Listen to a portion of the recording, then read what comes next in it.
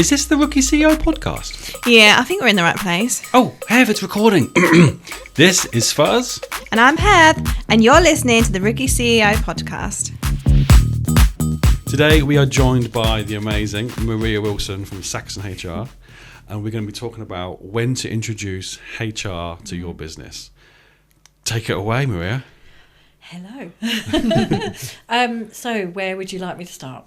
Well, let's just quickly roll it back. So how long has Saxon HR been going? Okay, so this week on Friday, it's actually going to be our third birthday. So Oh, wow. we're having a little celebration with Is it going to be cake?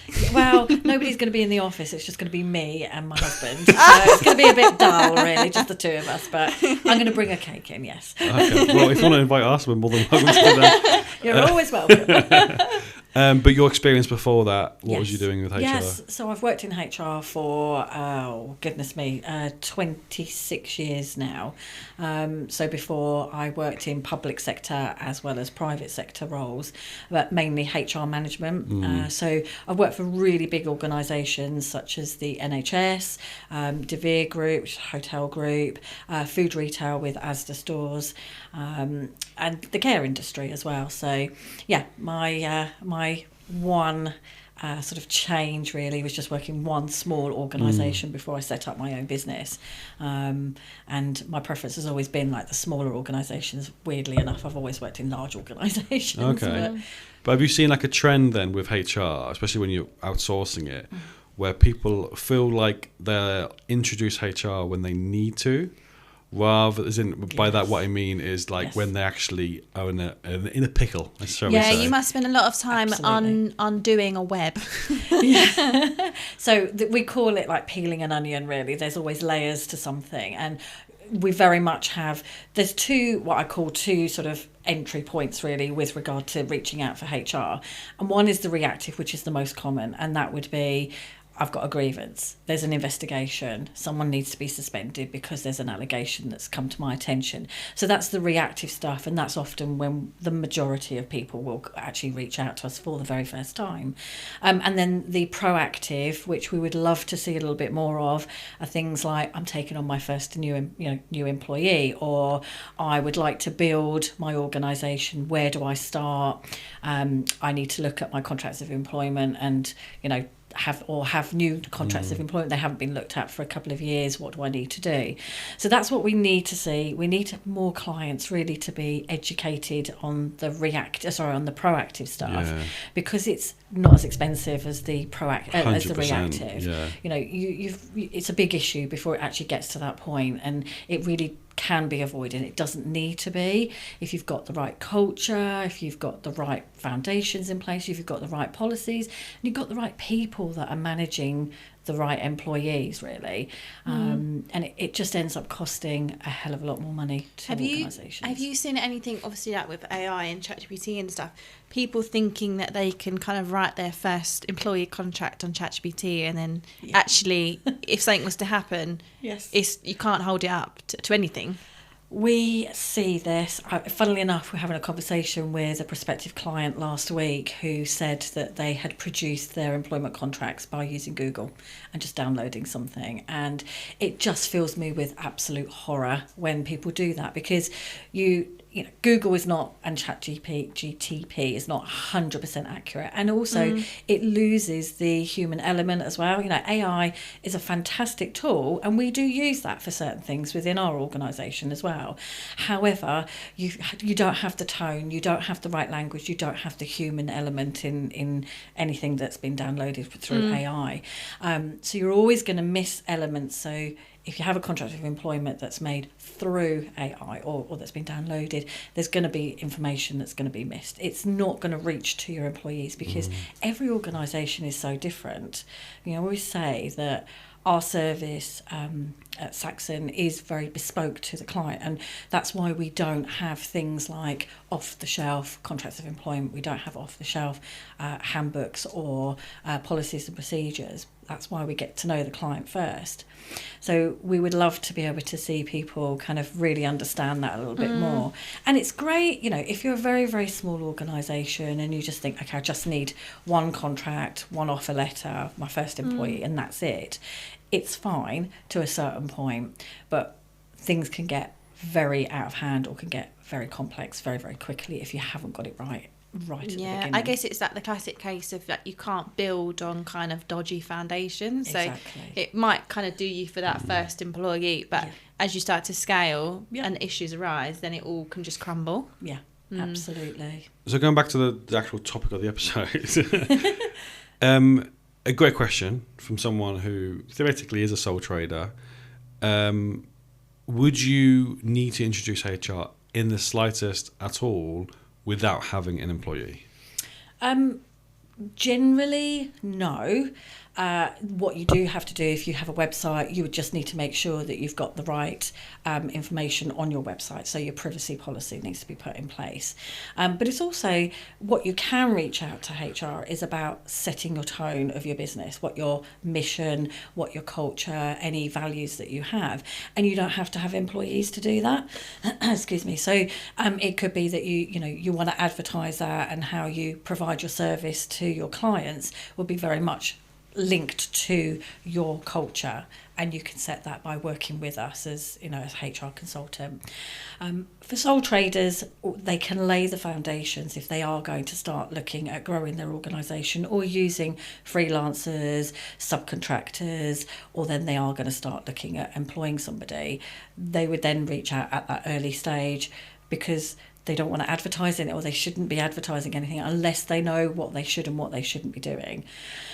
One of the mistakes that we see, I actually saw this quite recently from a local, from where we live, the village that we live in. There was a local shop who had advertised, and they'd put something that was actually quite discriminatory within their advert about being a certain age or between a certain age group. Oh, no. Yeah, very no. risky. And it's discrimination. It's age discrimination at the end of the day. People just automatically assume age discrimination is discriminating against the older sort of population, but actually you can discriminate against younger people as well. If you're saying we want somebody over 25 or we want somebody more mature, you can actually discriminate against a whole sort of group. So those are the sort of things, such as job adverts, but also, and we see this a hell of a lot, interviews. So the real mistakes that happen, common mistakes that happen during interviews are around the types of questions that people ask. Knowing what to avoid, knowing how to rephrase a question is just really important, and that's where they can ask us to either, help set them some questions for their interviews, or we would also support them and sit in on interviews as well. So that's I'm so sorry. Discrimination. What are some questions for someone maybe employing for their first member of staff? What would be an absolute no sort of questions that they shouldn't be opening with? Anything to do with children, childcare, their age, or anything to do with a disability or a health, medical condition. Those are all protected characteristics. But you can ask questions around, like how flexible are you? Is that an okay question? You can ask a question around, there are going to be occasions sometimes where we may need to work additional hours because of the needs of the business. Is that going to be a problem for you? So you're not actually asking, do you have childcare issues, or do you have childcare needs that you have to leave at 5 o'clock? What you're doing is you're asking that person, are they flexible in the event of the service sort of needing them to stay a little bit longer? And they'll either say yes or no, or they'll often then tell you, well, actually, I've got my children in nursery, I have to pick them up by 6 o'clock, that sort of thing. So you're avoiding a discriminatory question, but you're rephrasing it, and that's what's really important. I see. That is just HR, really, isn't it? Rephrasing. Rephrasing. You need like a HR AI sort of like translator. Yeah. I think it's a good app, actually. It's a good business idea. We should do a little recording of what not to ask, but what you can ask instead. Obviously, you support both ends, because that's what HR is about, the employer and the employee. Yeah. What is a great question to ask and to start off with an interview, would you say? I think what you want to know is how that person and what they're going to bring to your organisation. What's going to make them different? They may have, tick, they've got all this experience that you need, like the other 10 people that you've seen their CVs or their candidates. But what is going to stand them out from the rest of the candidates? What's going to make them quite unique? Or what can they bring that's going to be different to everybody else that they've seen? And it's something that needs to stand out. So, I'm not expecting someone to say, well, I wear orange every day from top to bottom. We don't want them to stand out that way. That is rookie CEO. That's exactly what I was thinking. But something quite unique about them, or something that's going to make them kind of, or the people that are interviewing them sort of stand up and go, actually, I remember that person because this is what makes them different and why we want to have them. Hey Hev, have you heard of IT Managed Services? They're an IT support service based in Kent. Yeah, I've been with them for over a year now. I love being able to just call them at any point and they take over my computer and fix the issue so much quicker than spending hours on Google. Why have you kept that to yourself all this time? Right, I need to sign up to these guys. What's their website? It's it-ms.co.uk or you can call 01634 218 362. So it's what they can contribute. 100%. Fuzzy Logic is all about being different. Well, like I know what probably are both of our answers to be. Do you have your opinion? Would it be better picking the candidate with less experience but has the right kind of vibe and culture and kind of attitudes about them, or someone that's really experienced but you've got a bit of a strange vibe from? Oh, I totally 100% agree. I think when I worked in Asda, we had this phrase, and I'm trying to remember this, hopefully I'll remember it, is that recruit for attitude, train for skills. There we go, I remembered it. Okay. And it's just so important because, again, you can train somebody how to do X, Y, and Z. You learn that through life experience, or you become experienced as you get older on certain things, or you do something repeatedly, you'll learn how to do it well and quickly. But if you don't have that person in with the right attitude, no go. Yeah, that could destroy culture the thing culture as well, isn't it? of your organisation. 100%. And it spreads as well. One kind of negative attitude could spread across. Yes. If you're a bigger organisation, it can just spread right across. Yes. Well, I've got a great question for you. I won't name names. This is a fact. Okay. And I really want to have your opinion on this. Okay. Because it really interested me. Going to put me under the spotlight. So test my knowledge and my skills. Then. You're hired, okay? Just to say you've applied for this job. Yeah. You've been hired. You're 2 weeks into this job. I'm the owner.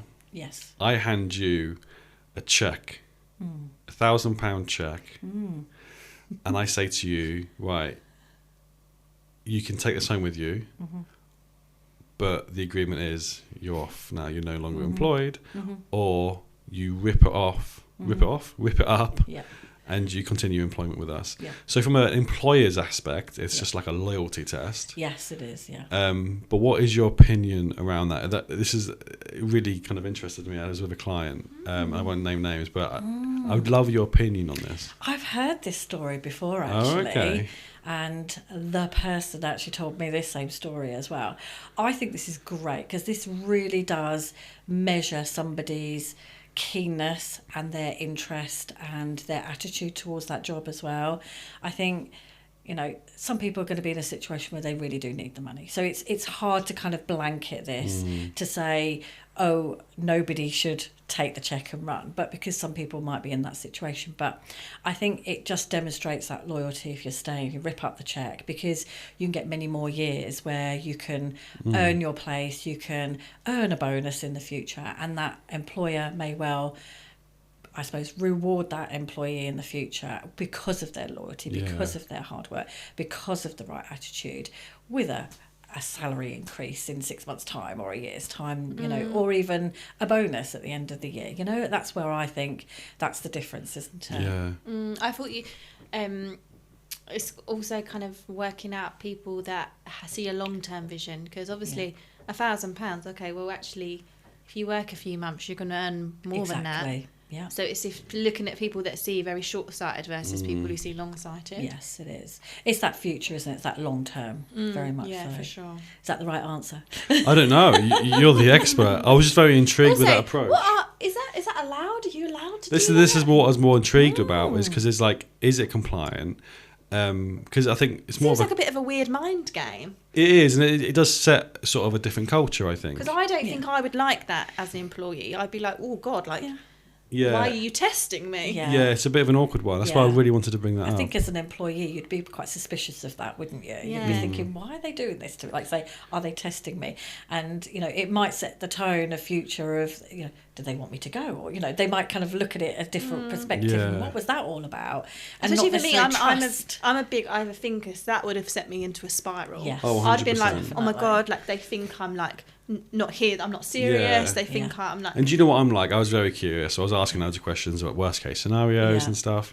And they have had times where people have cried and gone into a whole sort of breakdown about it, and the employers felt so bad that a few weeks after they've just given them £1,000, which I think they played the game right there. If anything, they've definitely passed the test there.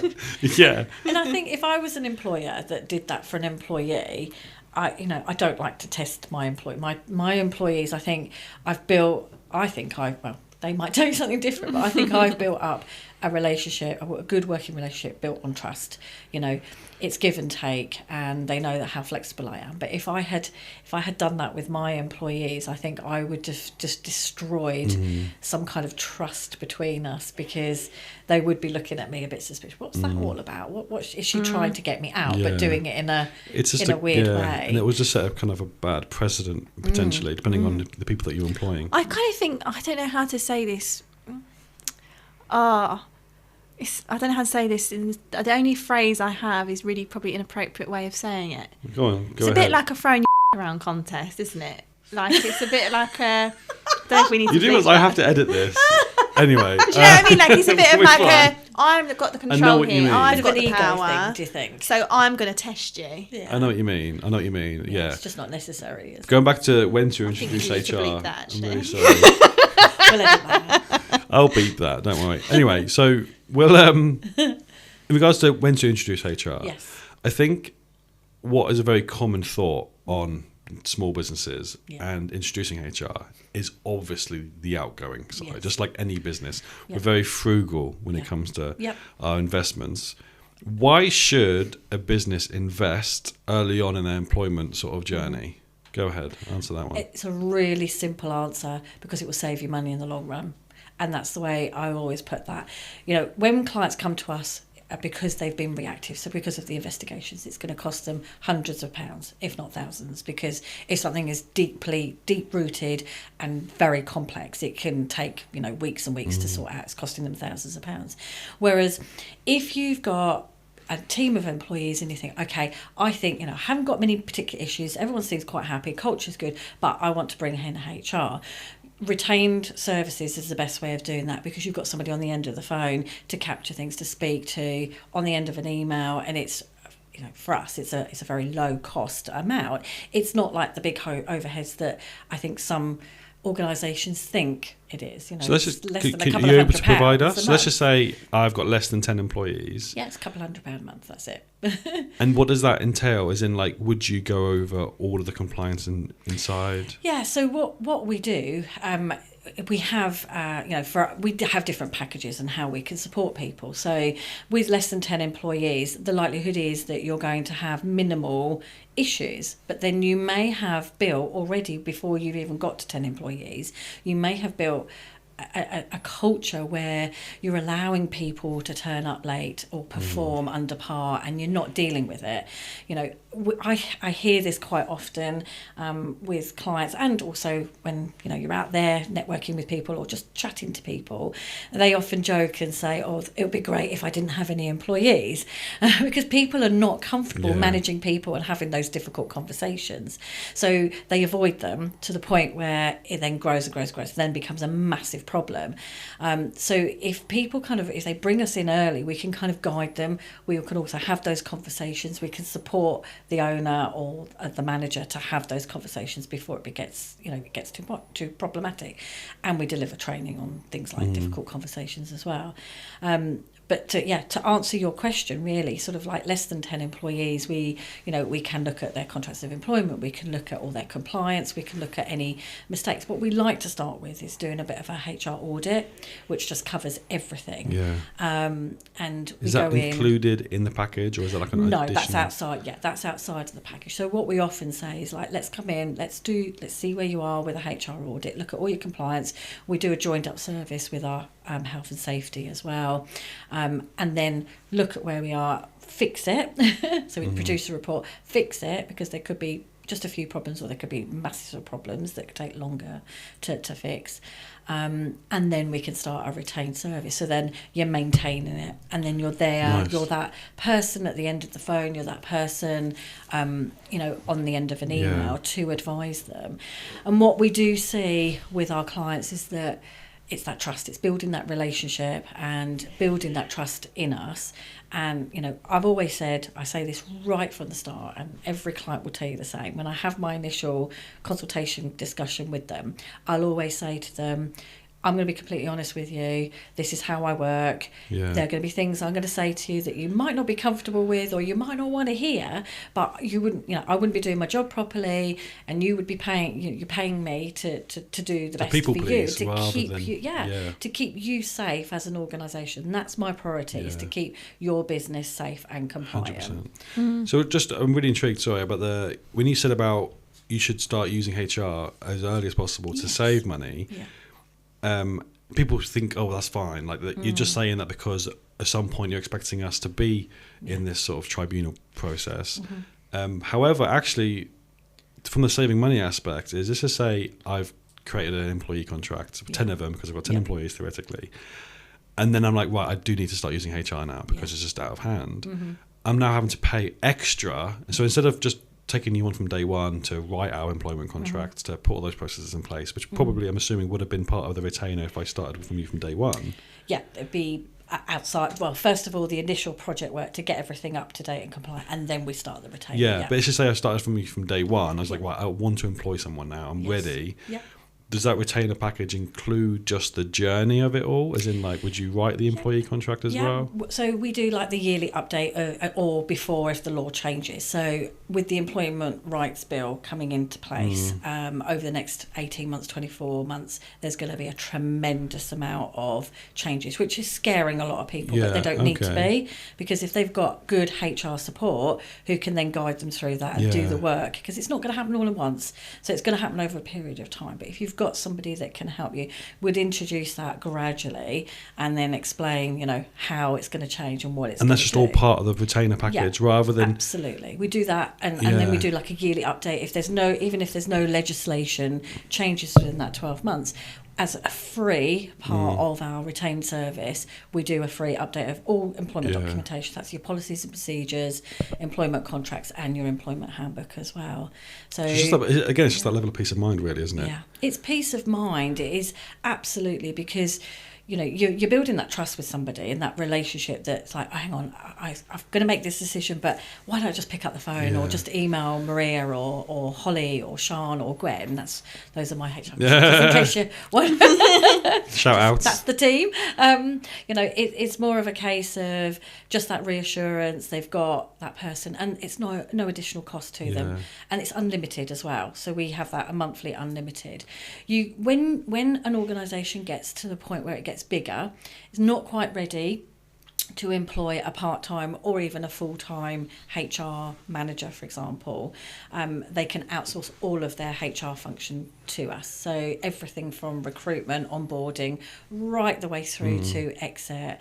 And it's so much more cost-effective than actually recruiting in-house HR, really, with all the overheads. I do have one last question, if that's okay. Have you got any more questions? I'm really sorry, Heather. I feel like I've taken over this.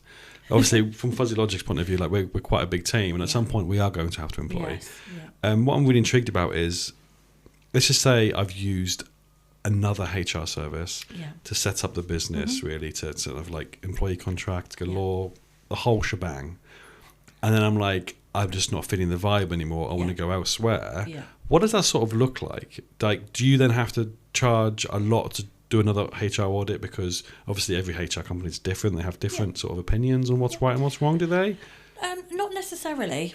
We would just look at what your employment documentation looks like, but also spend some time with you to understand, it's a bit about who you are, what your culture is. Obviously, I know you, but if I didn't, it would be kind of understanding what you want to achieve, what you want to do over the next 12 months, what's your strategy, what does it look like, the kind of people that you want as part of your team, your vibe, as they say, all of that. We kind of take that into account, look at where your documentation is, look at where your compliance is. Doesn't have to be an audit, it can be looking at your documentation, and then kind of giving you some guidance on where we feel the gaps are and what we need to do to support you going forward. Thank you so much, Maria, for coming on. Thank you so much. Thank you very much. And join us again next week for another episode of The Rookie CEO. I'll be there. Thank you. See you later. Bye.